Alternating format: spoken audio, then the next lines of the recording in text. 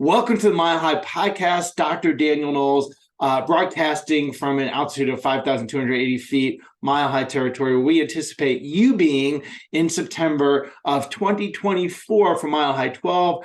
RiseUpToMileHigh.com is where you can get all the details. And on the Mile High Podcast here, I'm so grateful to interview one of my good friends and a person I'm a big fan of.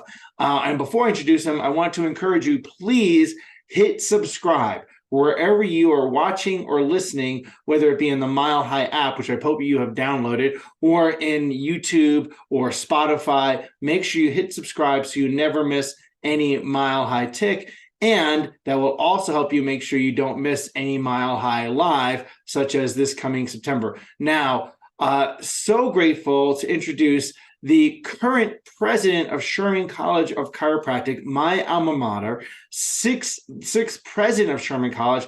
Before coming to Sherman, he was in practice for 25 years in San Francisco in the Bay Area. He's a 1997 graduate of Palmer West, means he's about my vintage in chiropractic because I graduated in 96, even though his age is a different vintage than me. He was valedictorian of his class. Prior to becoming a chiropractor, he taught at San Francisco State University. He was a family planning counselor. He was administrator of Stanford University Blood Center, director of a biotech company, Ross Centuri. He has an incredible business background, which I know is going to be helping Sherman College grow. And so thank you for joining us today, Dr. Jack Bourla. Thanks, Danny. You know, I got to be honest with you. And whenever I hear someone introduce me as the president of Sherman College, it still takes me by surprise. Does your hair stand up on your on my arms? Because I have none on my head, of course. So that my ears and my arms stand up, but my head doesn't. Honestly, it is such, and it's going to sound like a cliche, but it's not. It's such an honor and a privilege to sit in this office at Sherman College. Knowing that the people who came before me had done such a remarkable job, starting way back in 1973 with Dr. Tom and Betty Gilardi. Tom Gilardi had a vision when he was a student at Chiropractic College that one day he would have his own college. And because of hard work and dedication and perseverance and sleepless nights and threats about bankruptcies and all kinds of things that happen when you start a new venture, he persevered. And because of that, this January 11th, we celebrated the 50th anniversary of Sherman's opening, which is a remarkable thing. This work that I'm doing was never part of my career path. I never thought I would do anything like this before. But when the opportunity presented itself, and I with my family dug deep in and looked at and examined and evaluated and said, this would be a phenomenal way. If this is how my career would end, what better way to do it than this? So yeah, I wake up every morning just in awe of what I've been presented with. That actually brings to where I'd like to comment on something that you wrote or indicated to me. That a favorite quote of yours is, everyone carries a piece of the puzzle. Nobody comes into your life by mere coincidence. Trust your instincts, do the unexpected, and find the others. Now, I'm not sure where the quote came from. However, I'll say that nobody comes into your life by mere coincidence. That kind of resonates with what you just said. It wasn't a person, but something doesn't come into your life by mere coincidence, that there's some organization to life. How do you feel about that in terms of becoming president? Well, I don't believe in coincidences. And what I tell the students is that look at your life.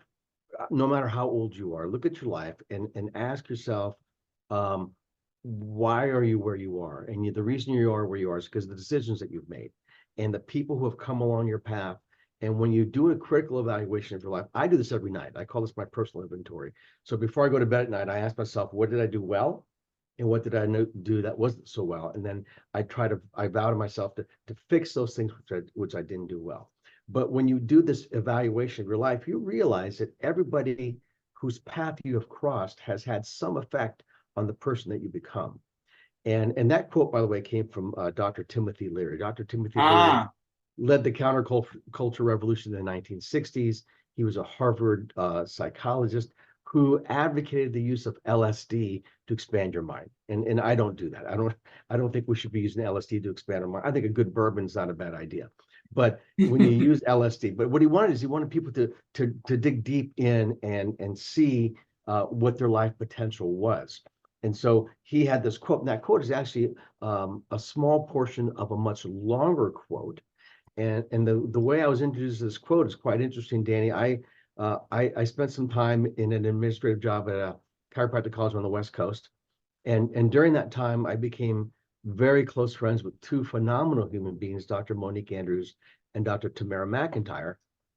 And we one night decided that we were going to leave campus, have dinner, and solve all the problems of the world. Because that's, if you're not out to solve the problems of the world, then everything else, as Reggie said, is Mickey Mouse. Does the world have problems? I wasn't realizing that. It doesn't have problems. It just has solutions that are waiting to happen. So that's what's happening.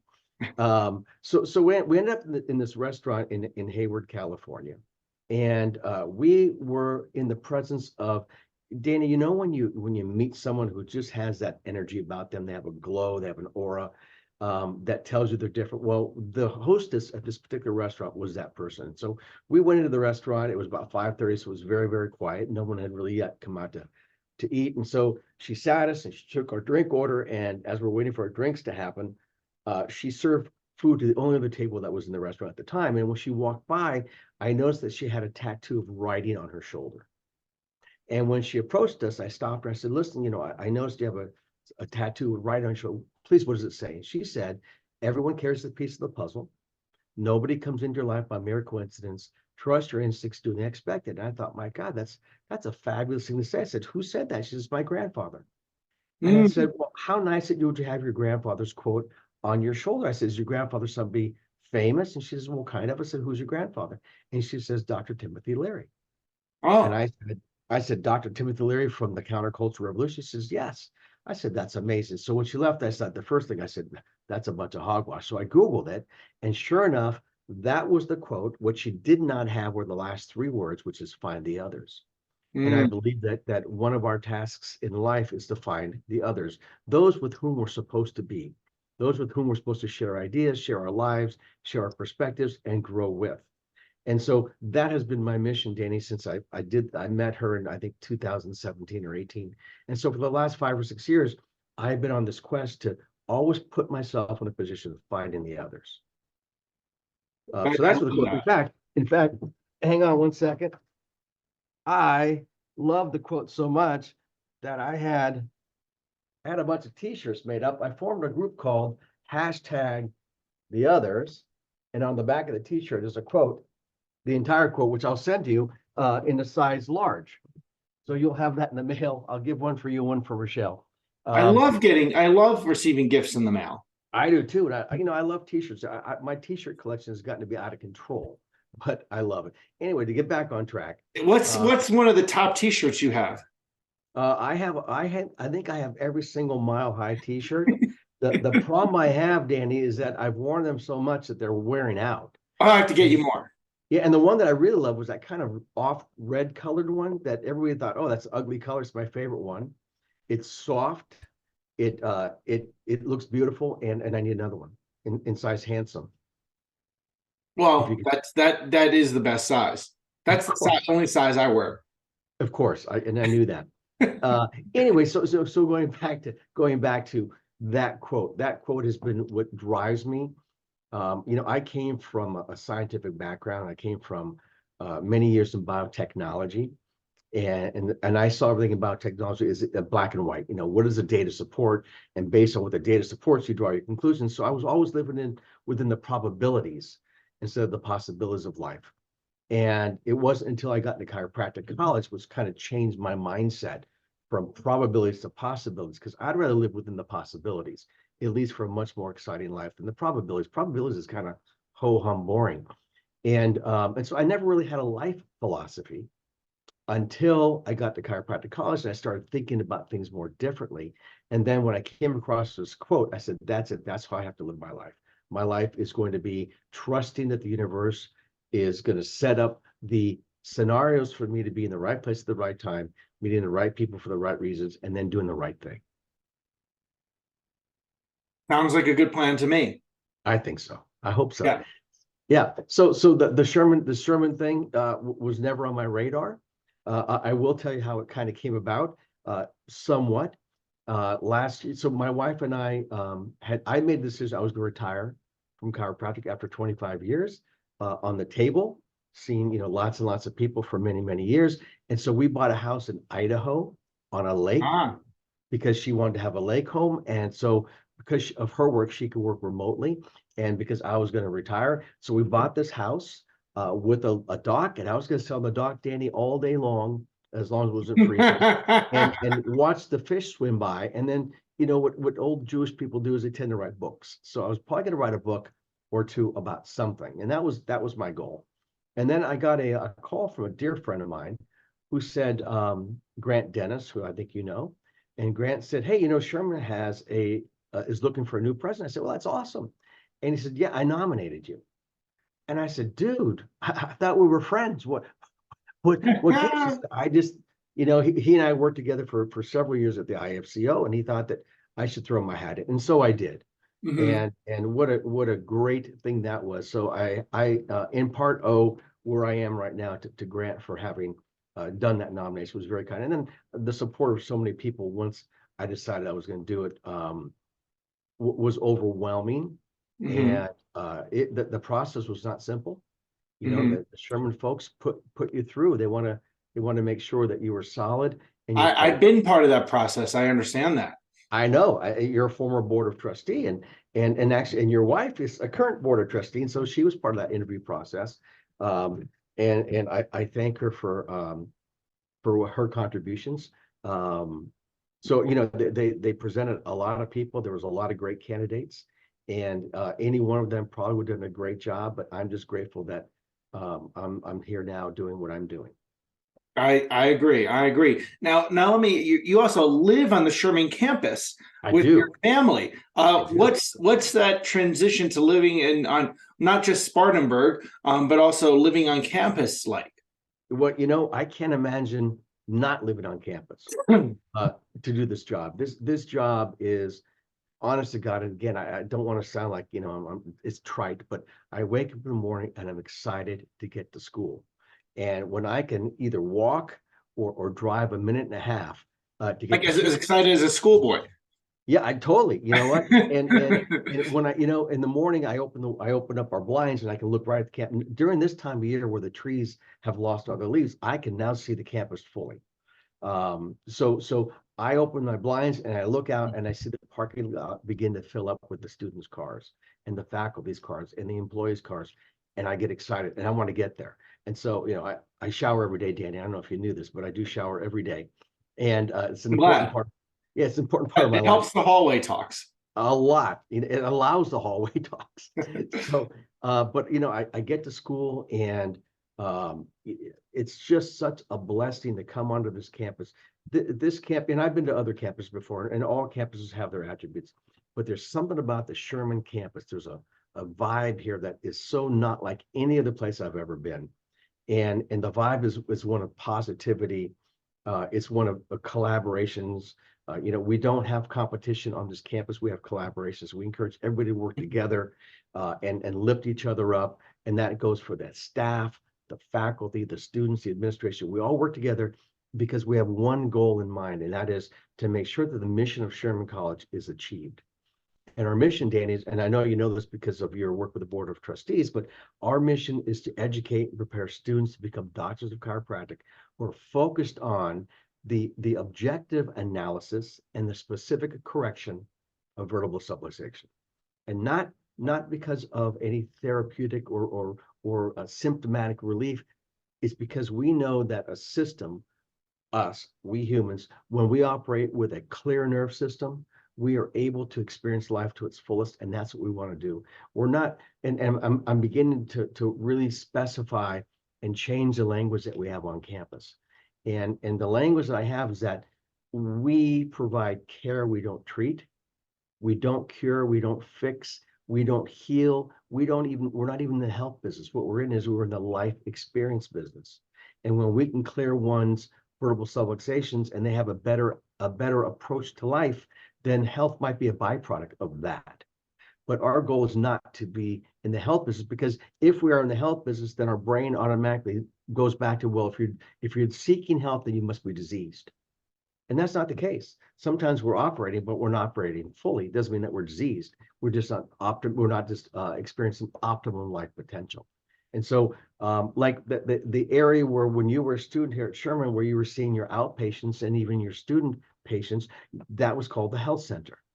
And so I am working on changing our mindset, going from health center to chiropractic center, where we provide chiropractic care.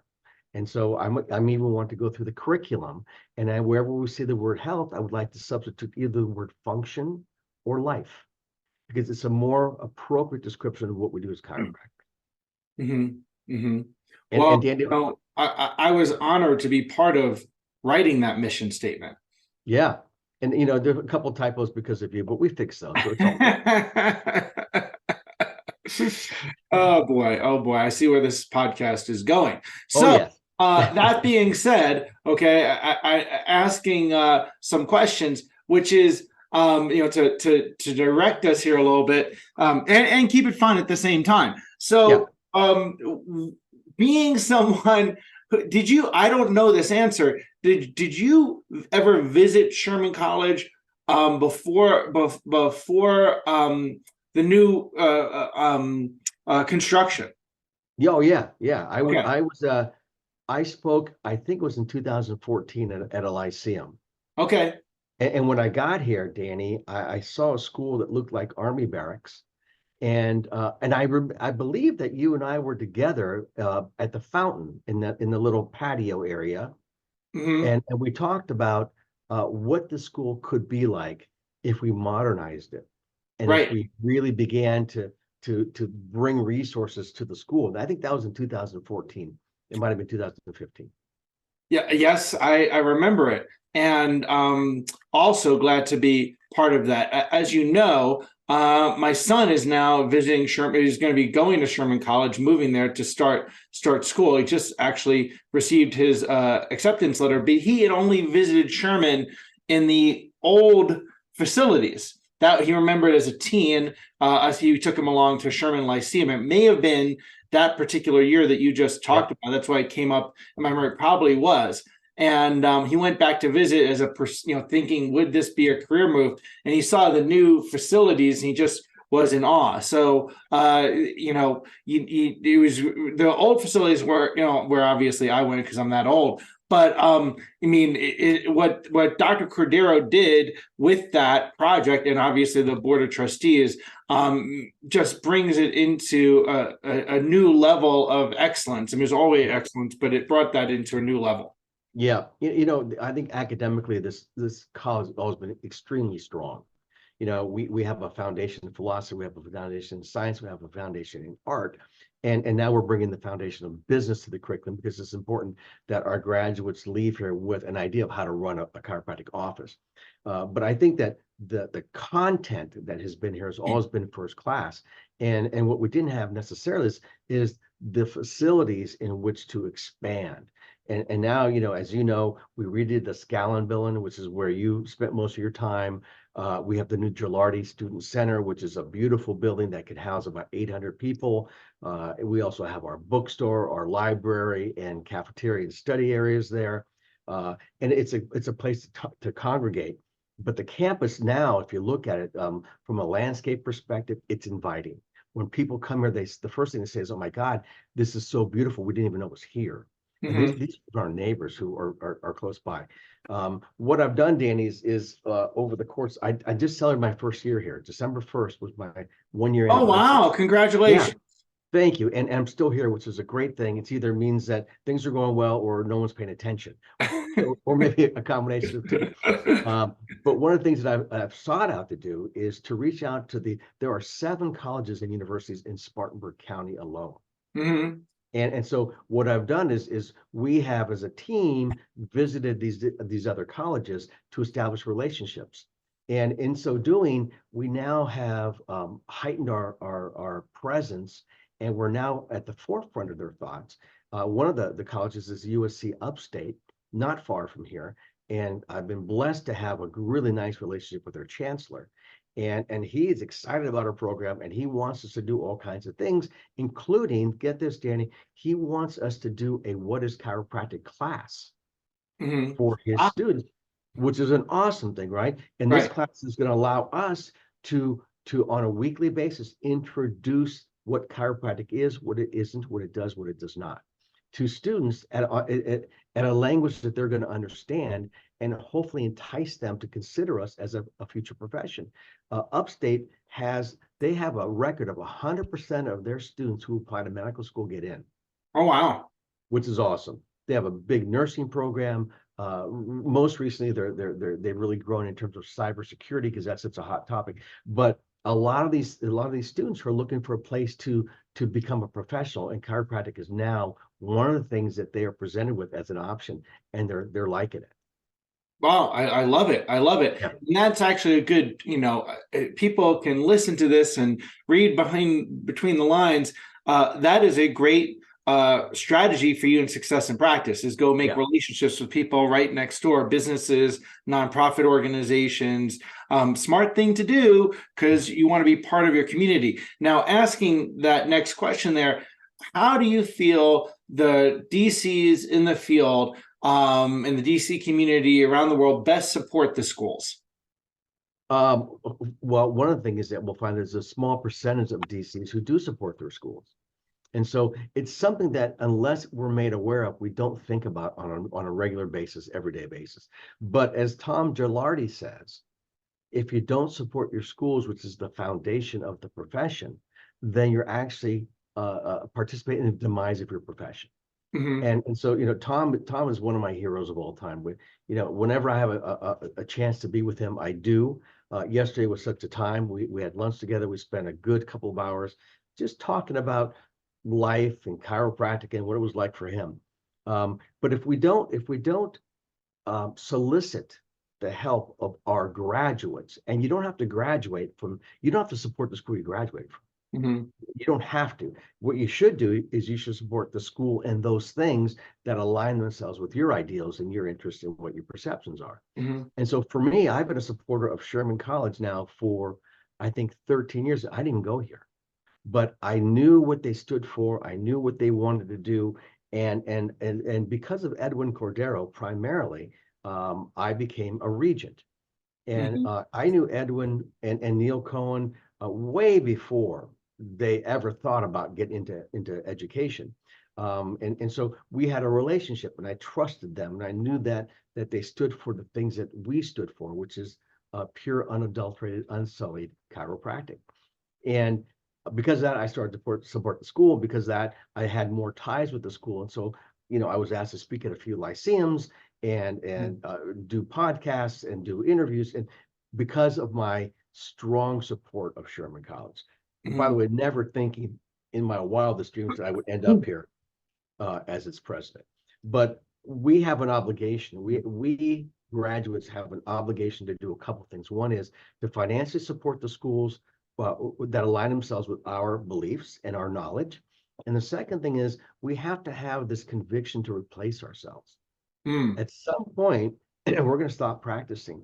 And if we don't replace ourselves, then we'll have one less chiropractor. But as more and more chiropractors come offline, if we aren't replacing ourselves, then we're going to have a dwindling profession. And so I encourage people to find people, and don't just say anybody who walks off says, hey, you make a great chiropractor one day when you know that's not true. Don't do that. Get to know the people, and you know what the aptitude is to have a successful practice and to be of service to the community.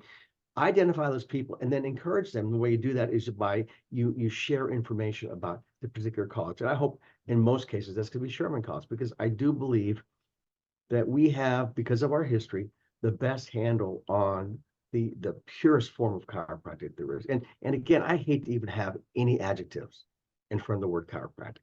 Chiropractic is chiropractic. I had this discussion with Tom Gilardi yesterday. In 1927, Stevenson published a Green Book, Volume 14, the chiropractic textbook. And in that, one of the first things that happens is there's a definition of chiropractic. Now, I'm a stickler, Danny, as you know, for details, especially when it comes to grammar. And when Stevenson wrote this definition, which, by the way, received the approval of B.J. Palmer in writing, that's the first thing that happens in this volume 14, that sentence ended in a period, which means that that thought is done. What I've stated before this is now true, and that's that. My question is, who are we to put a question mark where BJ Palmer put a period? Right. Right? Who are we to question? We already know what chiropractic is. It is defined for us as a profession by the people who founded and developed the profession. If we want to do modifications thereof, we can do that, but don't call it chiropractic. It's something different. And if you want to do something different, by all means, be really good at that, but don't call it chiropractic, because when you do, it confuses everybody. And that's also a vital, very related point, is other things that are different contribute to people's health and well-being. Chiropractic is not the only thing that contributes to people's health, quality of life, long life. It just has a specific contribution. And, Right. and that's something that confuses people, sadly.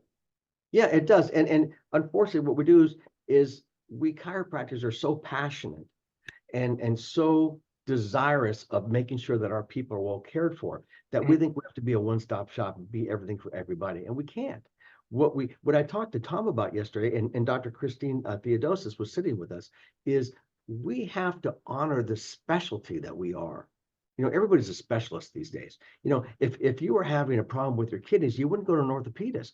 You go to a kidney doctor, right? A rhinologist. Or whatever they call them. I think it's a rhinologist, but I don't know. It could be something else. But you go to someone who's a specialist. Now, if you're desiring to have your life reach its fullest, then one of the things you should consider is making sure you sleep well. That's great. Making sure you eat well. That's great. Making sure you drink clean water and drink and breathe clean air and have great relationships. That's all great. But if your nervous system isn't optimized, then you can't experience the benefits of all those things. Right. So the foundation is, Or even the care from the kidney specialist. right. This makes so, because you want your body to function optimally. Right. Right. And if it chooses to heal and have good health, that's our innate intelligence doing that on our behalf. And we're grateful for that. But what we do as chiropractors is that we are very, very specialized in doing the proper analysis, location, then analyzing this thing that we call the vertebral subluxation, analyzing it, and then making a decision, what is the best way for me to address that vertebral subluxation for that particular patient at that particular moment who sits before me. And here's the beauty, Danny, and you know this so well, is that people will come to you and they don't have vertebral subluxations. And that's a great thing. I would like that for everybody, because that means that they're going to be experiencing life to its fullest. But we're dynamic. We don't live in a vacuum. And because of our being dynamic, because we sit, long hours, and oftentimes improperly, because we're on our devices, because we get in car wrecks, because we play contact sport, whatever it is, maybe we slept wrong, whatever it is, we have insults to our body, but our bodies are designed to be well. The creator did not design us to be faulty. He designed us to be well. Now, we do have limitations of matter, right? If we didn't have that, then we'd live forever. But we do have limitations of matter. But within those limitations of matter, we have the potential to function optimally. And that's all chiropractors do, is we want to make sure that your nerve systems are functioning optimally. And we're not spine doctors. When I was at a conference this weekend, and one of the presenters talked about most chiropractors have on their cards a picture of the spine. Well, we access the nerve system through the spine, but when we realize we're nerve doctors, we should have nerve systems on our cards, because that's what we do. We optimize a person's existence on planet Earth by freeing up any kind of nerve. I don't call it interference, but I call altered messages. Right? Because I don't know if it's, are we pinching it or what are we doing? I don't know what we're doing exactly, but we're changing the information that goes from the brain to the body and brain. And when we change that, and if it's in a change in a negative manner, then we're not going to be able to express our life as full as we would had we not had that nerve alteration. Absolutely. Absolutely. So let me ask you this next question. Yes. Who are the top 3 most influential DCs that have impacted you, or you see currently influencing others, and why? Only 3? Only 3. Oh, that's rough. Well, I definitely, at the top of my list is Tom Gilardi. Tom Gilardi, for his perseverance and his tenacity and knowing who he is, and not letting obstacles get in his way. He's at the top of my list, and he's such a fine human being. He's so relatable, and I can't just say Tom without saying Betty, because they're a package deal. They come together. So Tom and Betty are at the top of my list. I would have to say Bill Decken has influenced me to a great degree, because he has encouraged me to fine tune my worldviews, especially as they pertain to chiropractic. And then the third is going to be a combination as well. Sorry. I'd have to say it's a Sean Dill and Andy Roberts. Mm. And Sean Dill, because Sean Dill really challenged me to fine tune my philosophy, and because he introduced me to Andy Roberts, with whom I had a spectacular relationship, a relationship that was really, really close. And you know, Andy Roberts would challenge you at every opportunity. He would ask you, and you know, he loved to use the Socratic method, but he would ask you to look out the window at noon and say, is it daytime or nighttime? And you look out and you say, well, it's daytime. He says, you are so stupid. And then he would give you all these reasons why it was nighttime. And then you say, you know what? You're right. It is nighttime. He goes, where's your conviction, dude? You know what your answer was. You changed because I convinced you, but I convinced you to be wrong. But he challenged you to think, and to think clearly. And if you were to observe our relationship, you would think that we hated each other. We talked about each other's mothers, about each other's kids, I mean, we were constantly doing that. It was all done in jest. And we had a relationship where every night, every single night, we were either talking or chatting before bedtime. And despite these insults that we throw across the country, because he was in Michigan, despite these insults that we throw across to one another, we always enter conversations with, I love you, brother, talk to you tomorrow. Every single time. But I have a love for Andy. I still do, even though he's no longer with us. I have a love for Sean Dill for the introduction, but also because he really did cause me to think critically in a chiropractic way. Mhm. And Bill Decken and Tom, I mean, there's so many more. You and Rochelle have been instrumental. Joel Kinch, with whom I met every Friday when we were first out of school. We went to school together at Palmer West. You know, the people like Steve Tullius and Liam Schubel and Scott Garber and even Scott Kelly. Scott Kelly is working so hard in Texas to make sure that chiropractic is upheld. He also has a pretty serious shoe game, and you know, I'm a big fan of shoes. There's so many people. There's so many people. You know, Peter Amiger up in Canada do some great work, working super hard. The list goes on and on. But if I had to, if someone put a gun to my head and said, "Who are your top three?" It would definitely be the Gilardis. It would be Bill Decken, and it would be Sean and Andy. Excellent, excellent. Let me ask you this. Yeah. What and the Mile High group, there's a group, a Mile High group, I think you're familiar with it. And we asked people what to ask you, and people gave some interesting questions. Okay. Actually, before I ask you this, I want to ask, what's your experience being at Mile High? My experience being Mile High has always been an exceptional experience. You know, I went as an attendee for many years, and then you've asked me to speak there a few times, and that has been a remarkable experience. The thing about Mile High, Danny, is that it brings people from all over the globe, not just Colorado or the West Coast. It's you have the entire United States, and then you have people from all over the globe. And when you bring people from different areas of the world, they bring with them their perspectives, and so you're going to get many different perspectives on life, but you get to share chiropractic, and then you get to educate and become educated. The content is always first class at Mile High. That's never an issue for me. I know that when I go there, and I don't like to miss any sessions. I like to sit. I want to be the first one in the room, and I want to be the last one to leave. And I like to sit in the front. And I've been doing that for years because that's just what I like to do. But when I go there with the expectation of one, learning, but I also go with the expectation of developing or fortifying relationships. And that for me is the most important thing. You know, when you can connect with somebody on a really heart level, then you have a friendship for life. And so because of Mile High, I've made some terrific friends over the many years. And many of those people are supporters of Sherman College, Mhm. which I'm grateful for. Well, I like that you said that about the community connection, because that's one of the reasons why we have the Mile High group, is to have a virtual community, a virtual connection in between events, so people can have community. I think it's very important because chiropractors so often feel like lone wolves in their office, and there's an important thing to be connected. Now there are tools to use it, like this that we're doing this podcast through, and other virtual communities are vital, so that you're connecting with people. So here's one of the questions people asked. They said, what's your vision for the future of the profession? My vision for the future is this: that everybody who becomes a chiropractor knows what their purpose is. I don't think, unfortunately, and it's the school's faults, collectively, because if we're leading our people astray into things other than chiropractic, then we're actually diluting what chiropractic is and what it can do for humanity.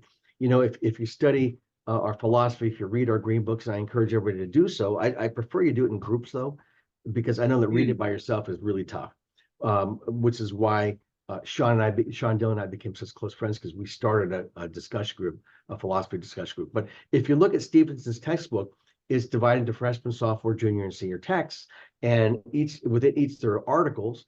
And the last article in the entire book is Article 399, and it's entitled BJ's Utopia. And this particular article describes from BJ what the world would look like if we were all free of vertebral subluxations. Reduced crime, reduced illness, reduced, everything that is not going well for society, if it was due to vertebral subluxation, which could be reversed because now we're expressing our life fully. The truth is that when you're expressing your life fully, I think a byproduct of that is love. And if you truly are expressing love, you can't possibly hurt somebody. And so and maybe this is one of my ideals, and it might be, but I'm going to go with it nonetheless because it's one that I have. I think if we had a society which was free of vertebral subluxations and people were able to express themselves fully and be better versions of themselves, can you imagine being a better parent or child? Right. Be a better student or teacher, a better politician. It goes on and on. What if we all expressed the best parts of ourselves, not for individual sake, but for the collective? We would see that utopia that BJ described so beautifully in Article 399. And that's what I kind of live for. So I live for BJ's Utopia, and I live for Timothy Lear's quote, where we were supposed to find the others. So here's the next question related to this. What are the steps that we, the practicing DC, need to take to help in that? Well, interesting. If you are a reader of the green books, there's a red book called The Great Undertow. The Great Undertow was written by B.J. Palmer, and some think of it as might be one of those missing volumes. If you ever look at the volumes, they're kind of screwy. They're not chronological. There's duplications, the numbers, but nonetheless, things are the way they are for a reason. But The Great Undertow talks about, B.J. talks about a lot of the politics that were going on at the time and predicting what would be happening in the future, and he's absolutely right. But one of the things he said is that we chiropractors should support our state associations. And if you look at most states have two associations. They have the chiropractic associations and the derivative of chiropractic associations. And so you need to pick the one that most closely supports your ideals. So I'm a member of several states, even though I don't practice in those states. I support them financially. So, for example, the Garden State in New Jersey, the Palmetto State here in South Carolina, the Florida Chiropractic Society, the Georgia Chiropractic Council, Texas Chiropractic Society. There's many of them, but we have to, if you have to pick one that most closely matches your ideals. So pick a state association, pick an international association. Chiropractic is not just in the United States, it's all over the world, and it's really starting to grow well in Latin America, but even in Europe. And so what is the one that you support? I have one. For me, it's the IFCO. Doesn't mean you can't join the other ones. You're entitled to join more than one if you'd like to. But I know that the IFCO has as its charter that which most closely matches Sherman College, and that is the promulgation, the promotion of chiropractic as it was intended. So you can do that. Pick a leader. whether it's you and Rochelle at Mile High, whether it's Scott Garber at the Berkshire Experience, whether it's whoever, Travis Corcoran and in Europe, who has the Netherlands Chiropractic Academy or the European Chiropractic Academy. Pick somebody that you believe represents you well, and then support them. So these are the things that you could do. You've got to keep in your mind, at the forefront of your mind, replacing yourself with someone else in the event that you should no longer want to practice. This profession has to go on, and the only way it's going to happen is if you replace yourself. And the other thing he says is support a school. Support a school financially so that they can do the operations they need to do, but also by referring students. Because again, students are the future of this profession, and making sure that when they come to a school like Sherman, for example, we will never deviate from our mission. If what we do does not support the vertebral subluxation centered practice, we don't do it. We just don't. And so I think it's super, super important to have those convictions of support, involvement, and never wavering from what chiropractic is. I love that. I love that. And that was a question that Scott Kelly told me to ask you. Scott Kelly? Yeah, Scott Kelly. Okay. Yeah. And then to follow up the question about steps is, what's your favorite shoemaker? Oh, geez. I knew it would come from him. I'm kind of on a kick now, no pun intended. I'm on a kick now of Stacy Adams or Tap. Those are my two go-to brands for shoes. I think they have the greatest styles. They're fun. I like funky shoes, and they fulfill my funkiness. Well, there you go. You need to actually, people need to up their funkiness game. I think so. And then the next thing, because again, I had people ask what's asked, is Jillian Marie said, I have to ask about your favorite Jill Cherry. About my favorite?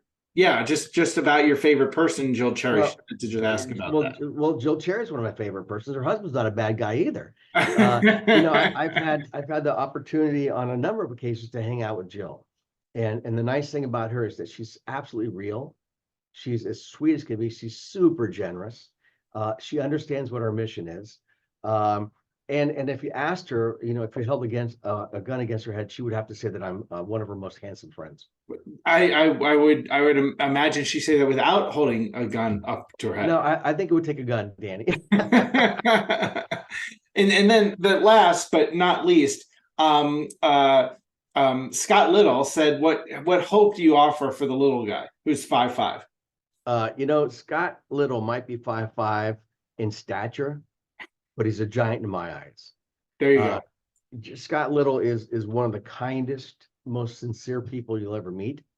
Very serious about his work, but he has this heart that he leads with, and I always love that.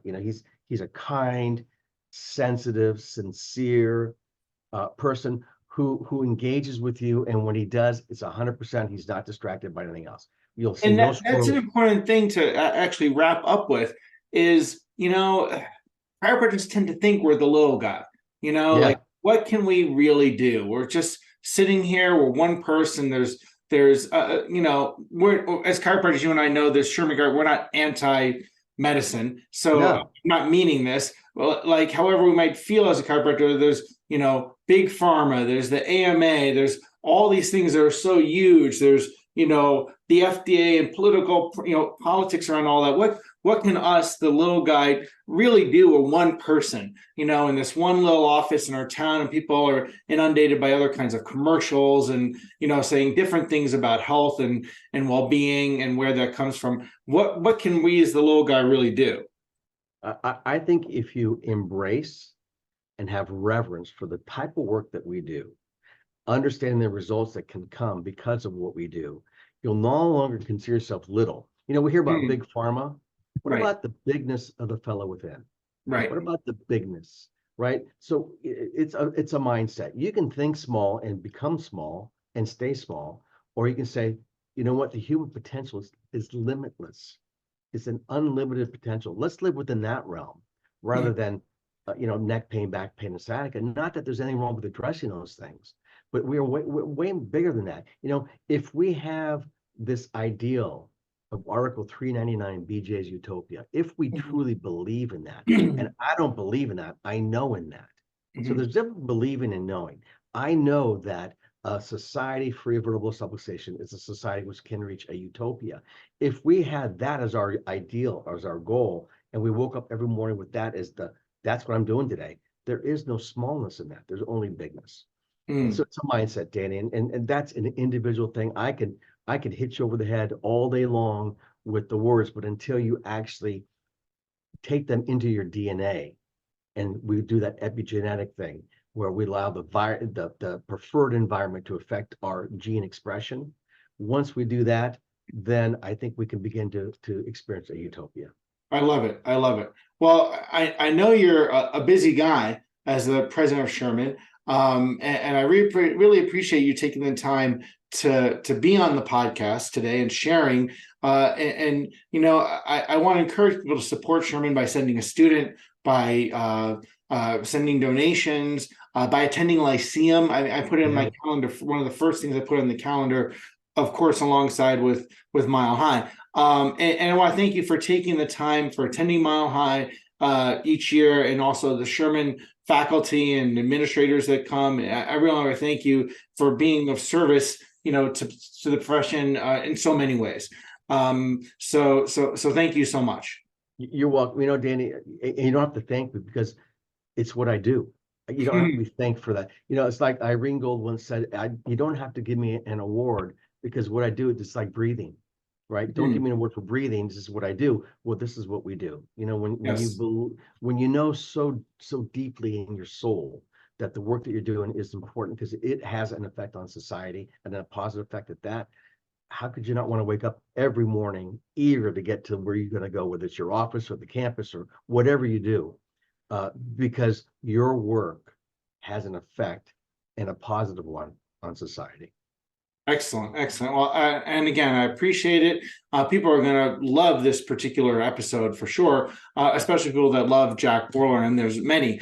And thank you for your contributions. Thank everyone for listening, watching the Mile High podcast. Make sure, as I said, hit subscribe, and keep changing spines, lives, and minds with chiropractic. See you in September. RiseUpToMileHigh.com. Right on.